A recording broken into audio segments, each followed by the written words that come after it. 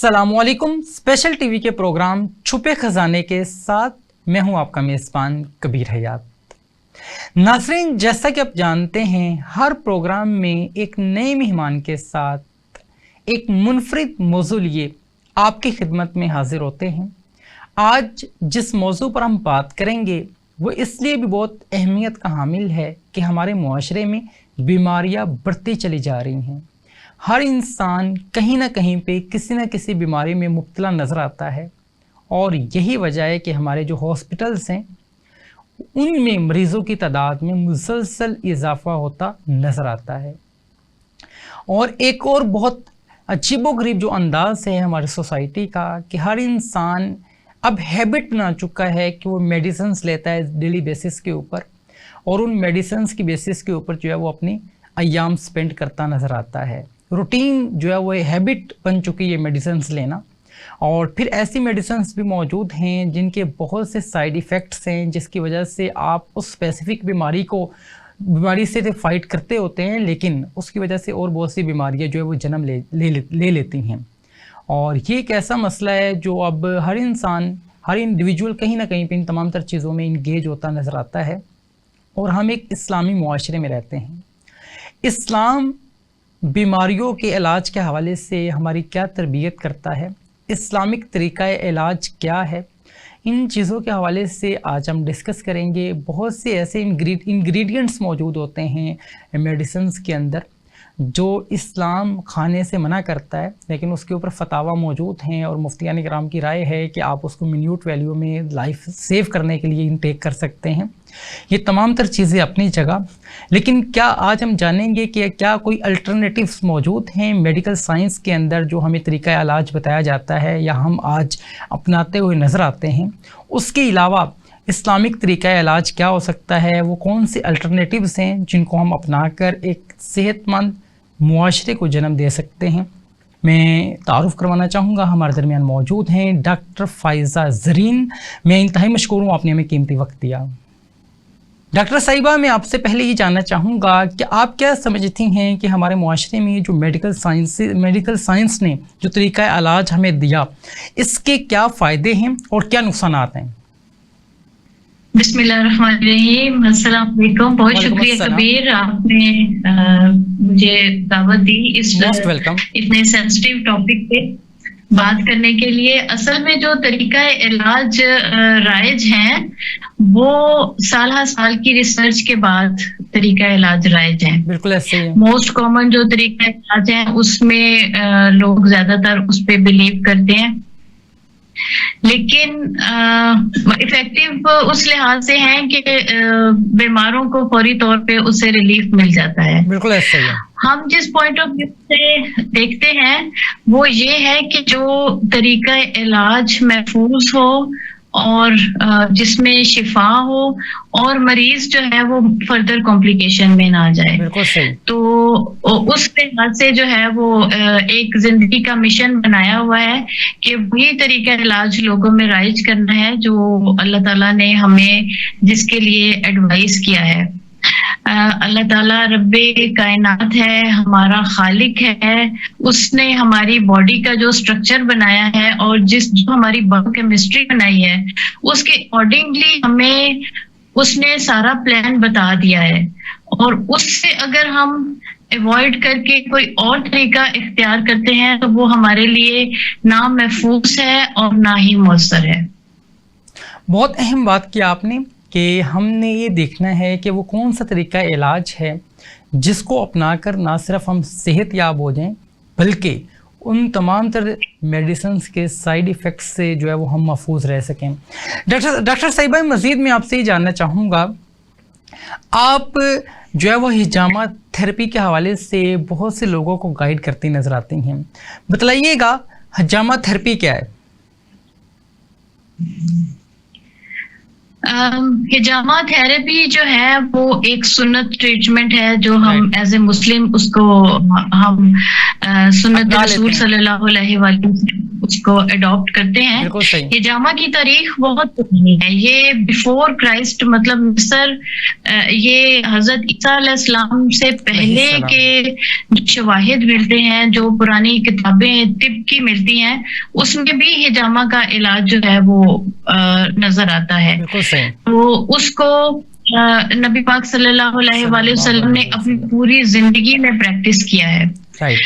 Medical science پڑھنے کے بعد جب ایک دفعہ میری نظر سے یہ حدیث گزری کہ انڈیڈ ہجامہ is the best of remedies, کہ جتنے بھی طریقہ علاج ہیں، ہمارے نبی صلی اللہ علیہ وآلہ وسلم نے فرمایا ہے کہ جتنے بھی طریقہ علاج تم اختیار کرتے ہو اس میں سے بہترین طریقہ علاج ہجامہ ہے. اٹ مینس کہ ہجامہ جو ہے وہ ایک مکمل طریقہ علاج ہے. بالکل صحیح. اب ہم نے اس کے بارے میں دیکھنا ہے کہ یہ کس طرح سے ایک مکمل طریقہ علاج ہے. یہ انفیکٹ نیچرلی ہماری باڈی کی فزیولوجی کو انہینس کرتا ہے، ہماری باڈی کے فنکشن کو امپروو کرتا ہے. اور اللہ رب العزت نے ہمارے جسم کے نظام کو اس طرح سے مکمل بنایا ہے کہ ہمیں کوئی ایکسٹرنل میڈیکیشن کی ضرورت نہیں. ہمارا امیون سسٹم جو ہے وہ نیچرلی ہماری تمام جسم کے پرابلمز کو اوور کم کر سکتا ہے. بہت اہم بات کی آپ نے، اور آپ نے امیون سسٹم کی یہاں بات کی.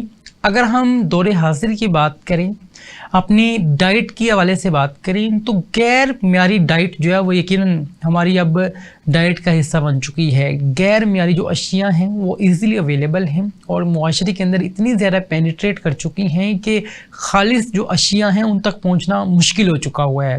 اگر ہم دور حاضر کی بات کریں، اگر ہم اپنے اسلاف کی بات کریں تو ان کا جو ڈائٹ پلان ہوا کرتا تھا، معیاری چیزیں وہ کھایا کرتے تھے، خالص چیزیں کھایا کرتے تھے، اور بیماریوں کے خلاف بڑے زبردست انداز میں ان کا جو امیون سسٹم ہے وہ ورک آؤٹ کیا کرتا تھا.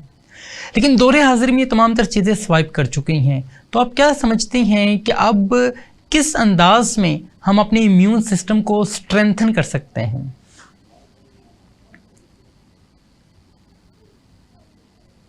باہر نکلتے ہیں، کبھی کہیں کسی سرکاری ہاسپٹل میں جانے کا اتفاق ہو تو آپ نے دیکھا ہے کہ مریض جو ہیں ان کی تعداد بے پناہ ہے. Number of patients Hare private hospitals ہیں اور دوسرے سرکاری ہاسپٹلز ہیں، ان میں نمبر آف پیشنٹس بہت زیادہ ہیں. اس کی وجہ یہ ہے کہ ہم نے اپنا لائف سٹائل ہی جو ہے وہ بدل دیا ہے. لائف سٹائل جو ہے وہ ہمارا وہ نہیں ہے جو نیچرلی ہماری قدرت نے ہمیں بتایا ہے، اور اس میں ہم نے اصل میں وہ آرٹیفیشل لائف سٹائل کو اڈاپٹ کر لیا ہے. فوڈ ہمارا خاص طور پہ جو ہے وہ ویسا نہیں ہے کہ جو ہماری صحت کے لیے اچھا ہو. تو اللہ تعالیٰ نے قرآن پاک میں فرمایا ہے کہ حلال اور طیب غذا کھاؤ. بے شک حلال جو ہے وہ تو ہم مسلمان اس کے بارے میں بہت کانشیس ہیں، لیکن جو طیب فوڈ ہے اس کے بارے میں ہم اتنا خیال نہیں کرتے. جو آرٹیفیشل فوڈ ہے اس کو زیادہ پریفر کرتے ہیں. تو سمپلی بہت ہی سادہ چیز ہے جو ہمارے دین نے ہمیں سمجھاتی ہے کہ سمپلی اس فوڈ کو پریفر کریں جو کہ طیب بھی ہے اور حلال بھی ہے اور بایولوجیکلی ہماری باڈی کے اکارڈنگ ہے. تو جب ہم اس کے اگینسٹ جاتے ہیں تو کئی بیماریاں جو ہیں وہ اسی چیز سے جنم لیتی ہیں.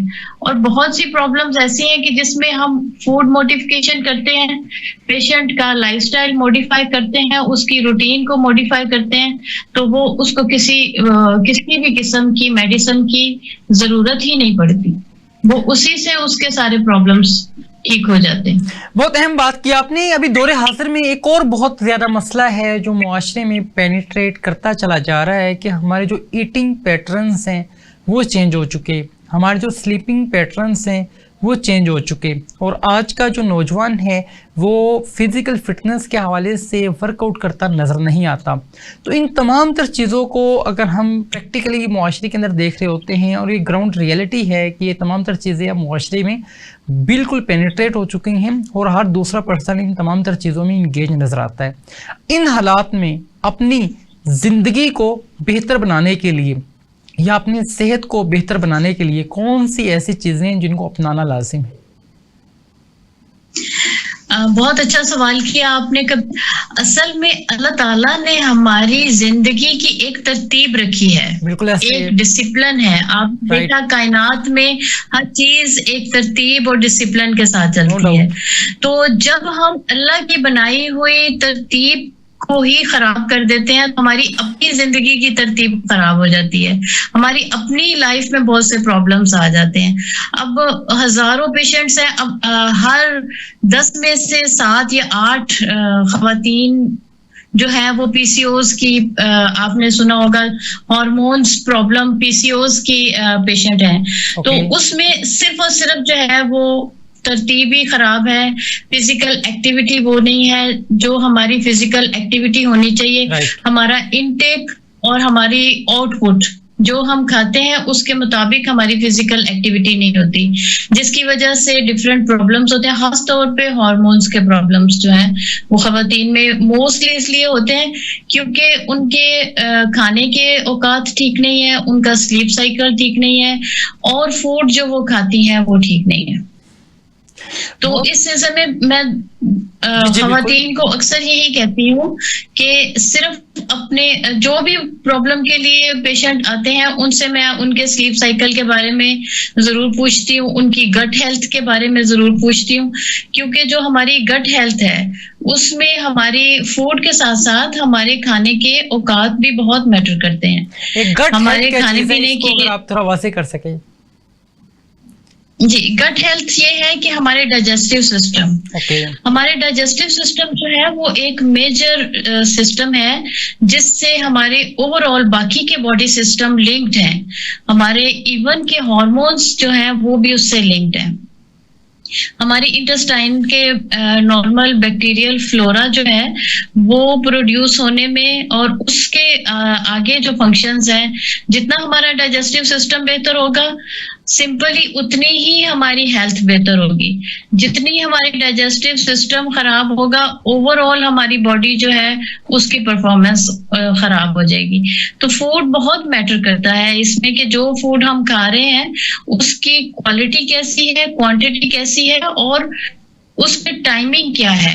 بہت اہم بات کی آپ نے. اور اگر ہم کرنٹلی بات کریں اپنے معاشرے کی, ایک بہت بڑی گراؤنڈ ریئلٹی ہے کہ پانی, پینے کا صاف پانی بہت کم لوگوں کو میسر آتا ہے. اگر ہم شہروں کی بات کریں تو شہروں کے اندر بھی یہ مسائل نظر آتے ہیں, اور دیہی ایریاز کے اندر یہ مسائل تو بہت زیادہ کامن ہیں, جس کی وجہ سے معدے کے جو پرابلمز ہیں وہ جنم لیتے ہیں, اور بہت سے جو مسائل ہیں وہ معاشرے کے اندر پینیٹریٹ ہوتے چلے جا رہے ہیں.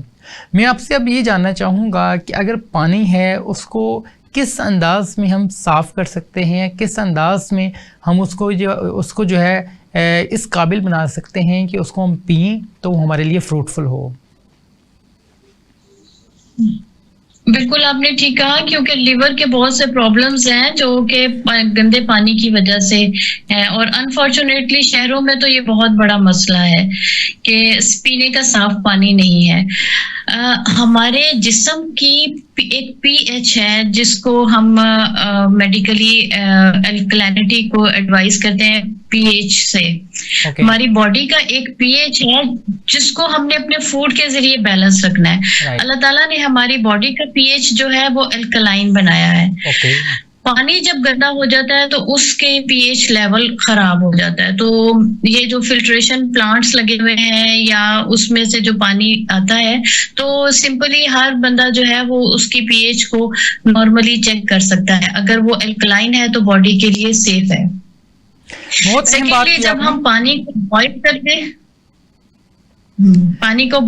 ہیں, بوائل کر کے یوز کرتے ہیں, تو وہ پانی جو ہے وہ کمپیریٹیولی بہت سے بیکٹیریاز اور جو گندے مادے ہوتے ہیں اس سے سیف ہو جاتا ہے.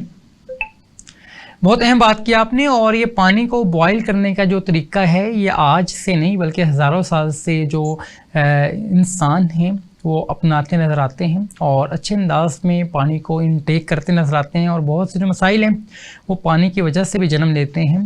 مزید میں آپ سے یہ جاننا چاہوں گا, آپ کیا سمجھتی ہیں کہ ہمارا جو معاشرہ ہے اس وقت بیماریوں میں مسلسل مبتلا ہوتا چلا جا رہا ہے, اس کی وجوہات کیا ہے؟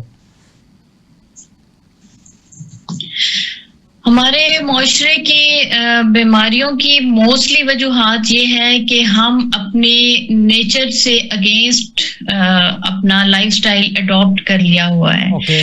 آپ ہم سے پہلی جنریشن کو دیکھیں تو ہم سے پہلی جنریشن جو تھی وہ کمپیریٹیولی ہماری نسبت بہت اچھی ہیلتھ تھی ان کی, اور لائف سپین بھی ان کا بہتر تھا, بیماریاں بھی بہت کم تھیں. اور ہم سے بعد میں آنے والی جنریشن دیکھیں وہ ہم سے بھی زیادہ جو ہے وہ ان کی فزیکل فٹنس لو ہے. تو بیسکلی یہ ہے کہ ایک تو اپنے وہی بات میں دوبارہ ریپیٹ کروں گی کہ جو ترتیب اللہ تعالیٰ نے ہماری زندگی کی بنائی ہے اسی ترتیب کے مطابق اپنی زندگی گزاریں. اور دوسری بات یہ کہ اللہ تعالیٰ نے قرآن پاک میں صاف صاف ہر بات کے لیے ہمیں گائیڈ کر دیا ہے. ہم نے کھانا اتنا کھانا ہے کہ جتنا ہمیں اپنی کمر سیدھی کرنے کے لیے ضروری ہے. نبی پاک صلی اللہ علیہ وسلم کا ارشاد ہے. اب کھانے پینے کے جو ہمارے ٹریڈیشنز ہیں وہ بہت چینج ہو گئے ہیں. ہمارے کھانے کی جو کوکنگ میتھڈز ہیں وہ بہت چینج ہو گئے ہیں. تو اس کو تھوڑا سا موڈیفائی کرنے کی ضرورت ہے. اس کو ہمیں اتنی ضرورت ہے جتنی ہماری صحت کے لیے ضروری ہے. کھانا جو ہے وہ بھوک رکھ کے کھانا ہے. یہ ہمارے نبی صلی اللہ علیہ وآلہ وسلم کا فرمان ہے. جو ہمارے نبی صلی اللہ علیہ وسلم کی سنت میں جو طریقے ہیں وہ ہمارے لیے سب سے سیف ہیں.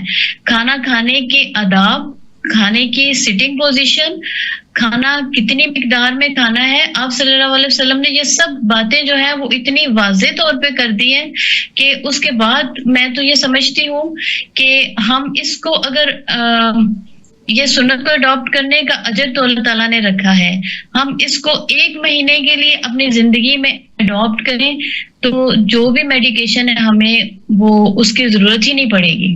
بہت اہم بات کی آپ نے. اور یہاں پہ ابھی آپ نے بات کی کہ کھانا کھاتے وقت سیٹنگ پوسچر کیا ہو, تو اس حوالے سے بتائیے گا کھانا کھاتے وقت انسان کو کیسے بیٹھنا چاہیے؟ جی بالکل.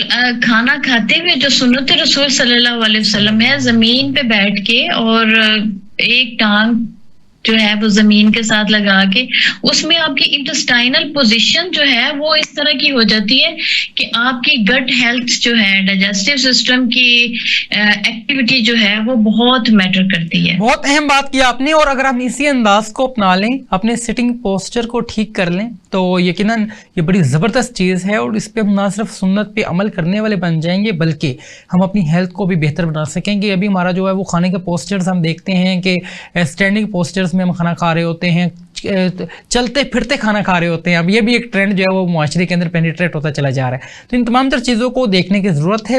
پروگرام کا سلسلہ اسی انداز میں جاری رہے گا. مجھے ایک بریک کے لیے کہا جا رہا ہے, بڑھتے ہیں ایک بریک کی جانب اور ملتے ہیں ایک چھوٹے سے بریک کے بعد. جی ناظرین, ایک بار پھر سے آپ کو خوش آمدید کہیں گے. پروگرام کا سلسلہ اسی انداز میں جاری ہے. ایک بہت اہم موضوع کے حوالے سے گفتگو کا سلسلہ جاری ہے. اور یہاں پہ فائزہ نے بہت اہم بات کی کہ ہم معاشرے کی تربیت کرتے نظر آتے ہیں, لیکن جب تک عمل پیرا نہیں ہوں گے ہم چیزوں کے اوپر تو یقیناً نتائج نہیں آ سکتے. کہ برین ٹریسی نے, ایک مشہور رائٹر جنہوں نے کامیابی کے حصول کے حوالے سے 100 قوانین تحریر کیے, ان سے پوچھا گیا کون سا ایسا قانون ہے جس کو انسان اپنا لے تو وہ کامیابی کی راہ پر گامزن ہو سکتا ہے. ان کا یہ کہنا تھا سیلف ڈسپلن, جو آپ کرنا چاہتے ہیں وہ کر گزریں. جب انسان اس انداز کو اپنا لیتا ہے تو پھر کامیابی اس کا مقدر بن جایا کرتی ہے. اور جو بہت سے مسائل ہیں وہ جنم لینے سے پہلے ہی معاشرے سے ختم ہو جایا کرتے ہیں, انسان کی زندگی خوشگوار ہو جایا کرتی ہے. اور یہ وہ بنیادی چیزیں ہیں جن کو یقیناً اپنانا بہت لازم ہے کہ عمل سے زندگی بنتی ہے, جنت بھی جہنم بھی. یہ خاک کی اپنی فطرت میں نہ نوری ہے نہ ناری ہے. فائزہ ہمارے درمیان موجود ہیں. فائزہ, میں اب آپ سے جاننا چاہوں گا کہ اس انداز کے پروگرامز ہم ڈیفرنٹ پلیٹ فارمز پہ سنتے نظر آتے ہیں.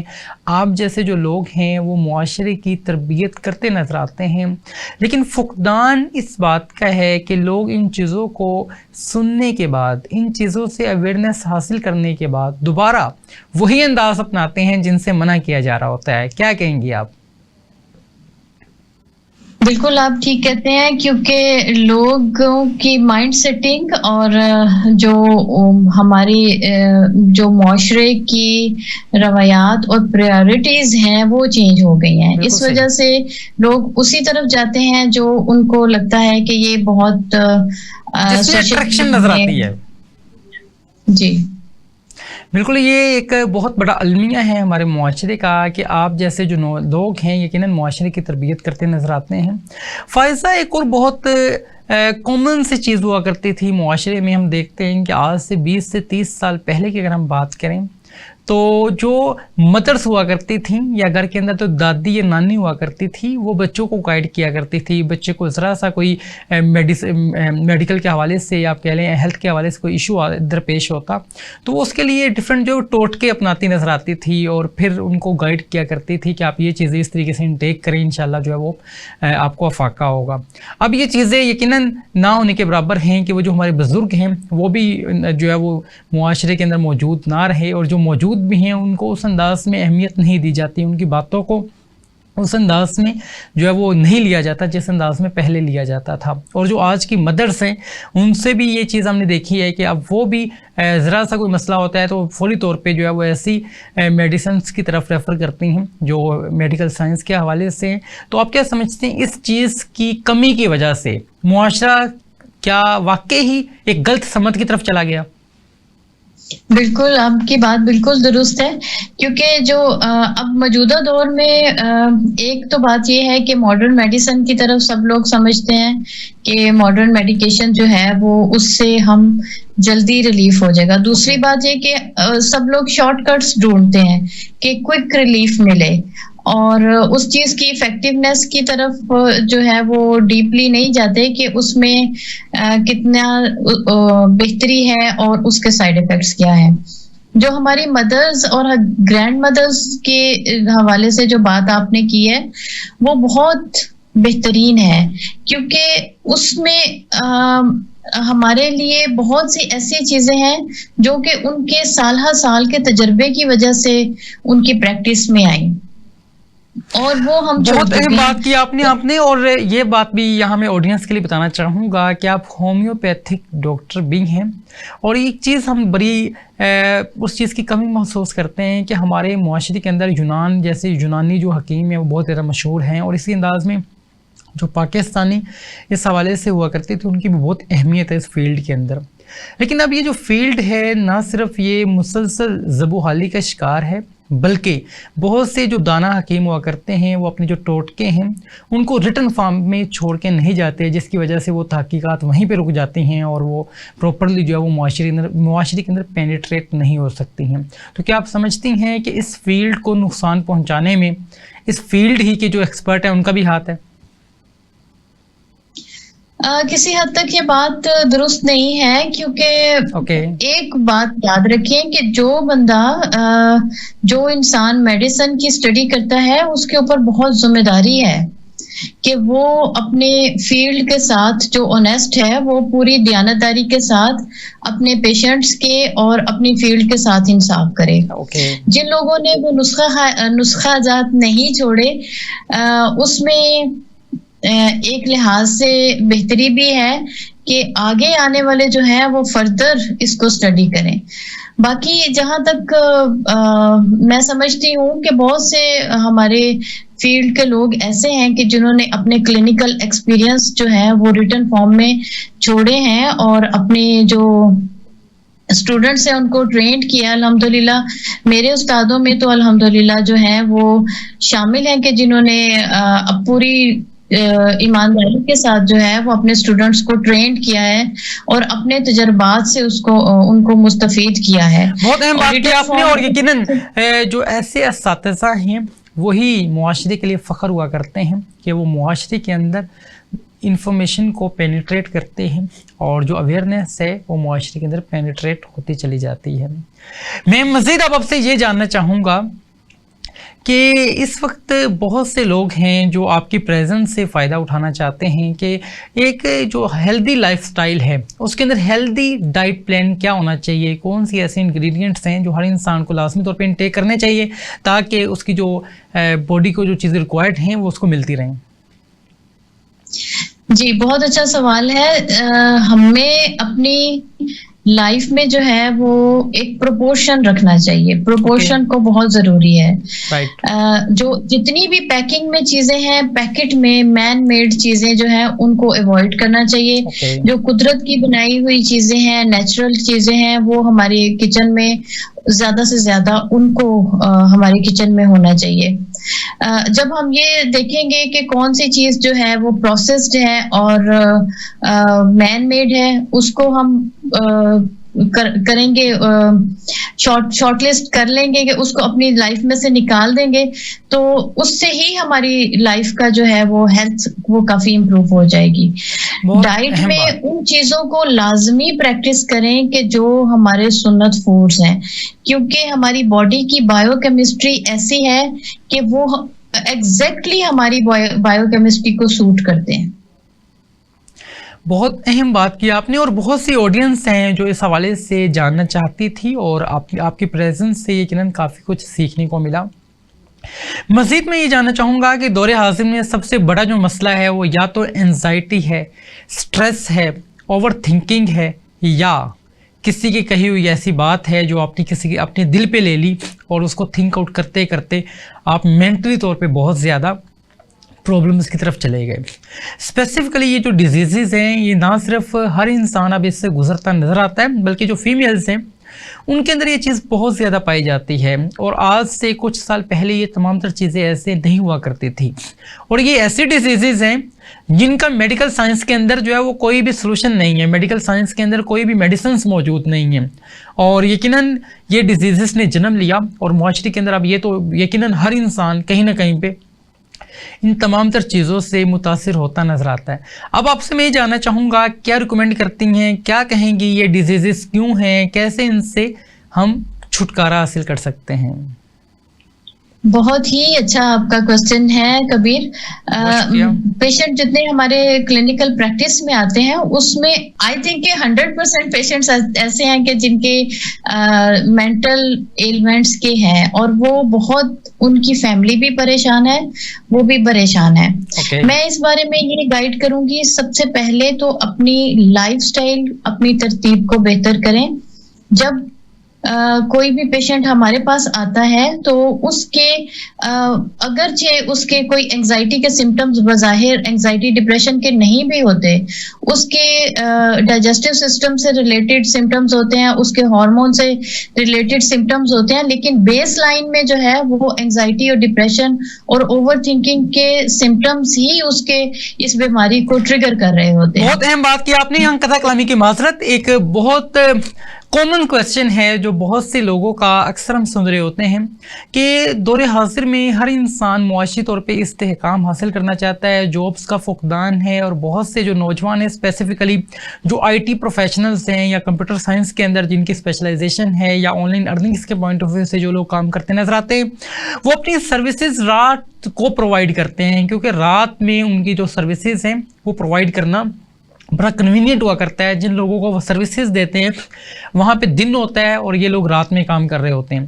اب فل نائٹ جب یہ ورکنگ کرتے ہیں اور اپنے پروفیشنل ورک آؤٹ کو پرفارم کرنے کے لیے ایکٹیویٹیز کرتے ہیں, تو پھر صبح میں یقیناً جو نیند ہے یہ اپنی پوری کرتے ہیں. لیکن جو اسلامی تعلیمات ہے یا جو ایک اچھا انداز ہے وہ یہی ہے کہ رات کو سونے کے لیے بنایا گیا. اب ہر انسان جو ہے وہ کہتا ہے کہ بھئی ہم نے جابس بھی کرنی ہے, اپنی چیزوں کو اس انداز میں پرفارم بھی کرنا ہے, اپنی ڈگری سے کوئی فائدہ بھی اٹھانا ہے, تو یقیناً وہ ان تمام تر چیزوں کو جو ہے وہ کرتے ہوئے رات کو نیند پوری نہیں کر سکتے ہیں. اور یہ بڑا کامن ہوتا چلا جا رہا ہے, ہر انسان اس طرح کی سکل سیکھتا ہے جس سے وہ سیل آؤٹ کر کے دوسری کنٹریز سے اچھی کرنسی کے اندر جو ہے وہ پیسے ارن کر سکے.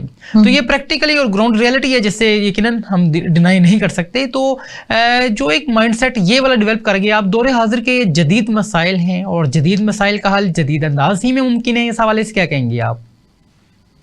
ہاں بالکل آپ کی بات صحیح ہے. ہولسٹک اپروچ جو ہے نا، ہولسٹک وے آف ٹریٹمنٹس، اس میں ہمارے پاس جو ڈیلی بیسس پہ پیشنٹس آتے ہیں، ہم ان کو اصل میں اسی بیس پہ ہی ایڈوائز کرتے ہیں، کیونکہ ہر بندے کا پروفیشن علیحدہ ہے، اس کا جو ہے وہ مصروفیات چینج ہیں، تو ہم نے اس کو ایسا ہی پلان بتانا ہوتا ہے کہ جو سیفلی وہ اپنی ہیلتھ کو انہینس کر سکے. تو جو لوگ رات کے ٹائم پہ اپنی جاب کرتے ہیں، ان کے لیے ایک بات تو ہے کہ وہ اسلام کے جو بیسک ارکان ہیں ان کو لازمی پریکٹس کریں. بالکل صحیح ہے، بہت اہم آپ نے یہاں پہ ایڈوائز کیا، اور یقیناً یہ تمام تر چیزیں ہیں جو ہمارے معاشرے کے اندر بہت لازم ہے. آج کا جو نوجوان ہے ڈپریشن کا شکار ہے، انزائٹی کا شکار ہے، اوور تھنکنگ کا شکار ہے، اور ان تمام تر مسائل سے نکلنا چاہتا ہے. بہت سی ایسی تھیراپیز موجود ہیں، بہت سی ایسی بریدنگ ایکسرسائزز موجود ہیں، بہت سی ایسی چیزیں موجود ہیں معاشرے کے اندر جو ہم کر سکتے ہیں، اور ان کی اویئرنیس بھی جو ہے وہ ہم انٹیک کرتے رہتے ہیں، لیکن عمل پیرا ہو کر ہم اس کے اوپر نہیں دکھا پاتے، جس کی وجہ سے وہ مسائل وہیں کے وہیں رہ جاتے ہیں. میں اب مزید آپ سے جاننا چاہوں گا کچھ ایسی تھیراپیز یا کچھ ایسی ایڈوائسز جو آپ ہمیں شیئر کر سکیں آڈینس کے لیے، تاکہ جو لوگ ذہنی طور پہ امراض کا شکار ہیں وہ ان تمام تر چیزوں سے نکل کر ایک بہترین زندگی کو جنم دے سکیں. بالکل. آپ جو لوگ رات کو کام کرتے ہیں اور انگزائٹی کے پیشنٹس ہیں، ان کے لیے سب سے بیسٹ تھیراپی یہ ہے کہ وہ اپنی ڈیلی روٹین میں ایکسرسائز کو ضرور اڈاپٹ کریں.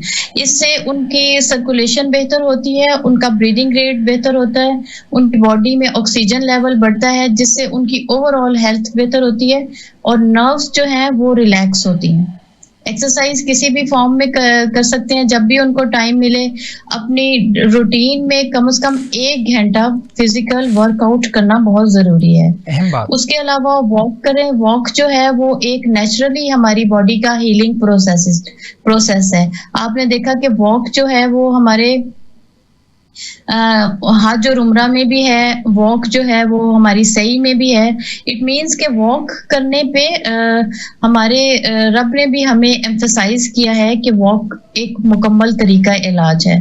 باقی بریدنگ ایکسرسائزز جو ہیں وہ کچھ ایسی ہیں کہ جس سے ہم اپنے مائنڈ کو ریلیکس کرتے ہیں.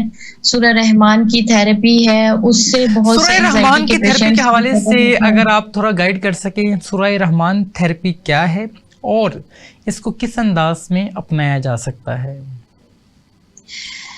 جس کو مغربی ممالک میں میڈیٹیشن کہتے ہیں، وہ اس طرح سے ہے کہ آپ نے اپنے مائنڈ کو بالکل انڈو کرنا ہے، اپنے مائنڈ کو کلین کرنا ہے، اور صورت کو غور سے سننا ہے. اس سے کچھ باڈی کے ہماری اپنے ایسی کیمسٹری ہے کہ وہ ہمارا امیون سسٹم ڈیولپ ہوتا ہے، نروز ریلیکس ہوتی ہیں، تو بہت سے پرابلمس جو ہیں وہ اس سے ریکور ہو جاتے ہیں.